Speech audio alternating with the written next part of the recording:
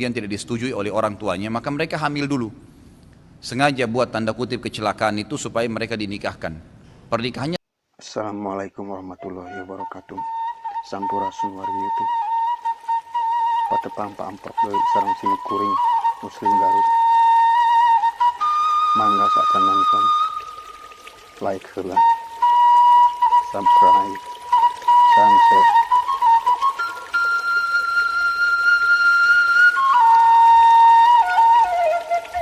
Nonton. Bismillahirrahmanirrahim.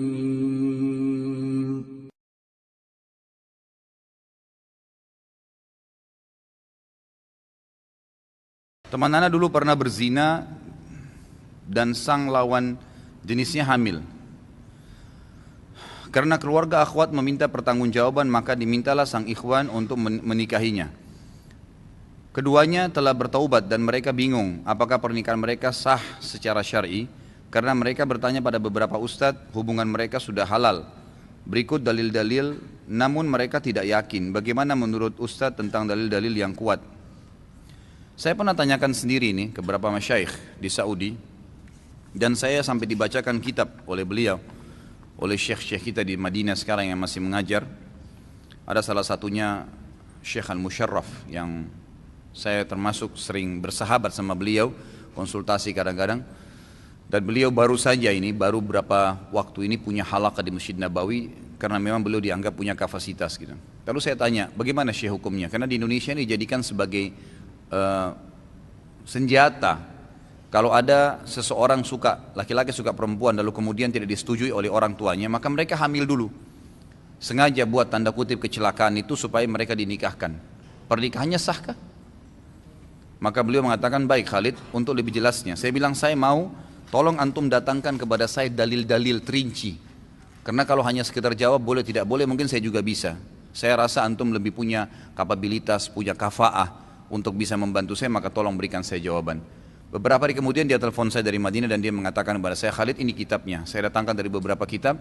Memang ada pendapat, ya sebagian mazhab mengatakan sah saja pernikahan itu. Sah saja pernikahan itu. Dan ini dipegangi oleh beberapa ulama fikih. Kalau tidak salah disebutkan ini adalah madhab ya Imam Malik dan Imam ya Syafi'i, yang mengatakan kalau sudah nikah dan itu memang pemilik sperma, sah saja nikahnya. Tetapi tetap disepakati anak dari hasil zina tidak dinisbatkan kepada sepemilik sperma walaupun pernikahannya sah. Tangkap ini ya. Kemudian beliau mengatakan, dan ada pendapat lain, dan saya pribadi saya katakan lebih cenderung dengan pendapat yang kedua, mengatakan pernikahannya tidak sah. Karena Nabi SAW melarang wanita yang hamil dinikahi dalam banyak hadis yang sahih, dan juga ya melarang didirikan hukum had kepada wanita yang sedang hamil. Memang itu ada hukum dalam syariat kita, gitu kan? Maka di sini sebagian ulama yang pendapat kedua mengatakan wanita yang hamil tidak boleh nikah sampai diletakkan. Karena ada hadis yang lain berbunyi apa? Tidak boleh seseorang, hadis Bukhari ya, tidak boleh seseorang di antara kalian menimpahkan benihnya di atas benih saudaranya. Kalau sudah terlanjur perempuan itu punya ya, hamil, maka enggak boleh laki-laki lain datang menikahi kemudian meletakkan benih baru. Tahukah antum apa hikmahnya masa iddah? Masa iddah itu selama 3 bulan, gitu kan? Itu masa pembersihan rahim. Dikhawatirkan mantan suami tadi masih punya sperma yang tertinggal, dan dalam masa 3 kali masa iddah itu, 3 kali masa haid, itu baru dianggap perempuan itu suci, berarti tidak ada benih yang akan membuat dia hamil. Selama masih dalam masa iddah ini, subhanallah, salah satu dokter dari Amerika, orang Yahudi, masuk Islam berapa hari yang lalu karena penelitiannya tentang masalah iddah ini. Dan dia kagum sekali melihat ternyata Islam dengan rinci menyebutkan kalau masa iddah masih dianjurkan agar wanita yang bercerai dengan suaminya kembali dengan suaminya dan bukan laki-laki lain. Kalaupun mau nikah dengan laki-laki lain, maka dianjurkan setelah masa iddah agar tidak bercampur sperma itu. Larangan tercampurnya sperma, baik sperma itu masih dalam bentuk sperma kental atau dalam bentuk janin, gitu kan?